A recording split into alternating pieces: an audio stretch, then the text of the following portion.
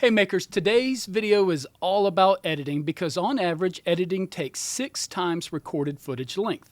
For amateurs, this is closer to 10 times, but for pros, it can be a factor of 4.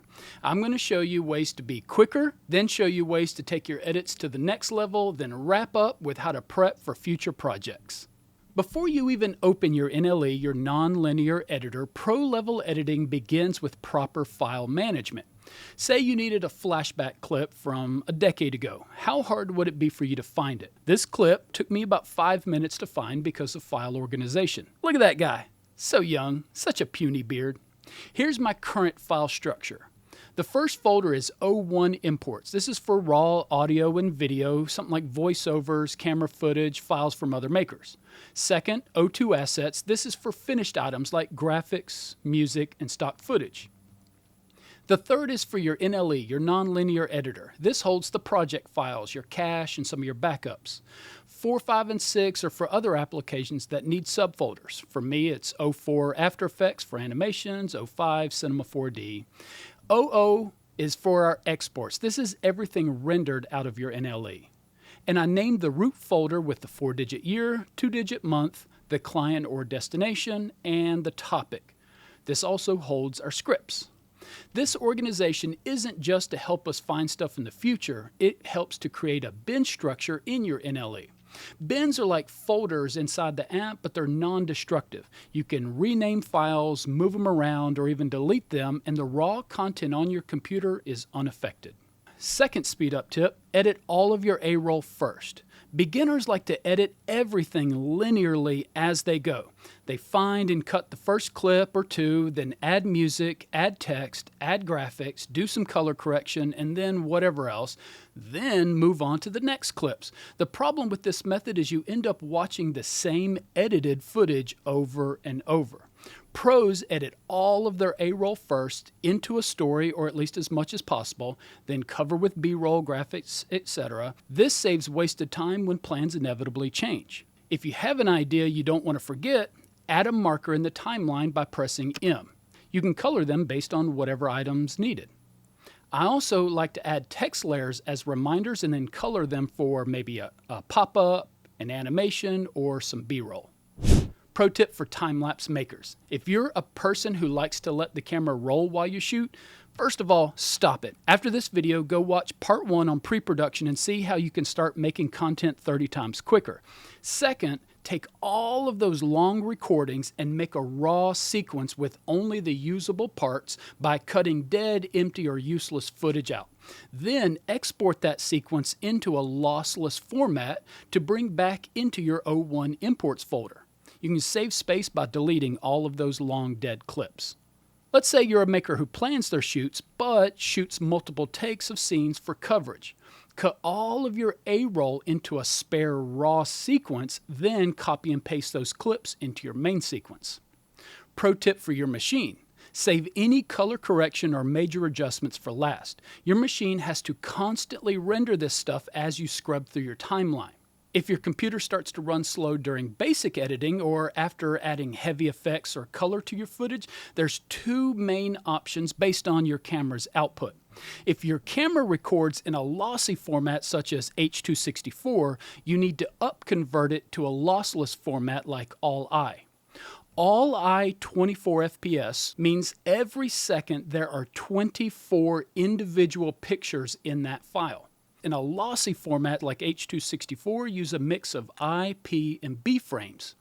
This means the first frame, an I frame, is a picture, and everything after that is only the information that is different from the previous frame. If you make a cut at the 13th frame, your computer has to process frames 2 through 12 to make that 13th frame. Once you've converted to a lossless format, or if your camera is recording in a lossless format like All-I, Log, ProRes, etc., try Proxy Editing. Your nonlinear editor can make a potato quality copy and replace your footage just for editing.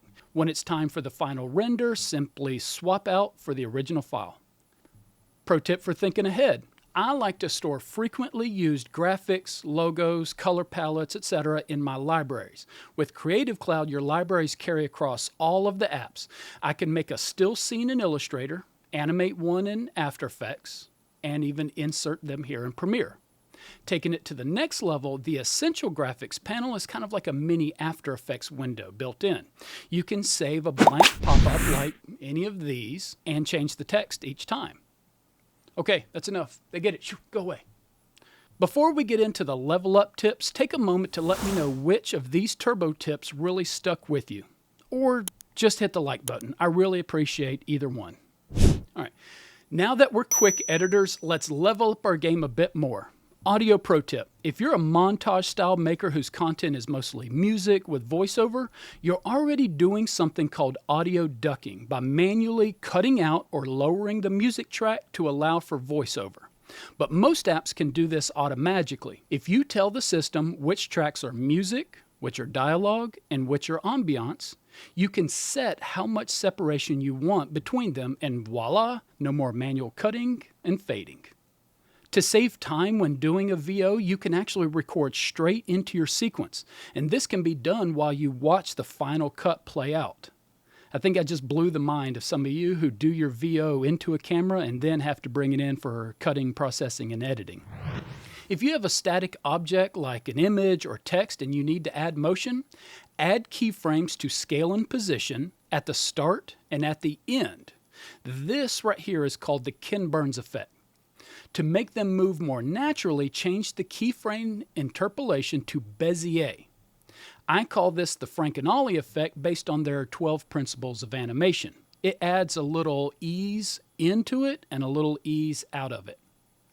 JL pro tip.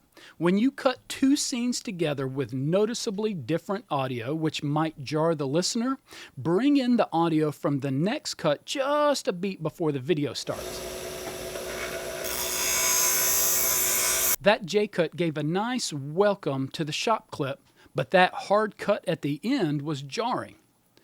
Let's do a hard cut at the start, but an L cut at the end, because L cuts are the same as J, but in reverse, and are used to let audio linger a little into the next cut. That kind of makes it less jarring, don't you see? Pro tips on color. There's two steps to post-process coloring: color correction and color grading. When you need to make some basic color correction like fixing white balance issues, bad lighting, or exposure, hit the auto button and see how well it does. Or just grab the white balance sampler, find a white object in the scene, voila.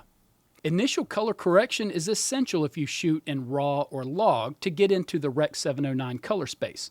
LUTs or lookup tables take your input of color, exposure, brightness, etc., and they convert it into a certain output or look. There are built-in creative looks which can give your footage a cinematic feel to it, or you can create a custom look that fits your style, save that look and LUT for later usage. Instead of adding the effect to every clip by copying and pasting, you can drop it onto an adjustment layer.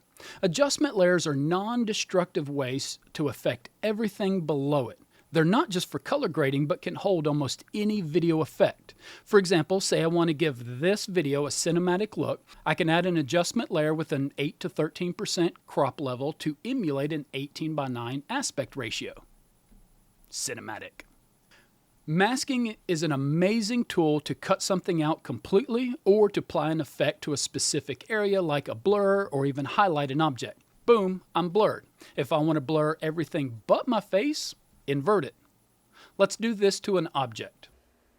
If this object moves, I can use the track mask to analyze the scene and let the software follow the object. Instead of a manual shape, you can do any white object using a Luma or Alpha Matte. This could make a great opening title. If you're a maker who likes to speed up your builds into time-lapse but suffer from chipmunk audio, or maybe you shoot in slow motion which can't record sound, or you just want to listen to music while you build and shoot, Foley audio is your answer. You can replace bad shop audio with perfectly recorded sounds.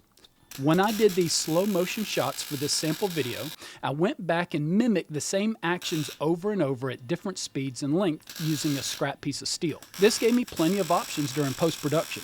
Before we get into the next section, take a moment to hit that like button. If you really enjoyed this, hit subscribe. I don't put out very often, so you're not going to get too tired of me. But if nothing else, leave me a comment and let me know which of these level up tips you might start using now.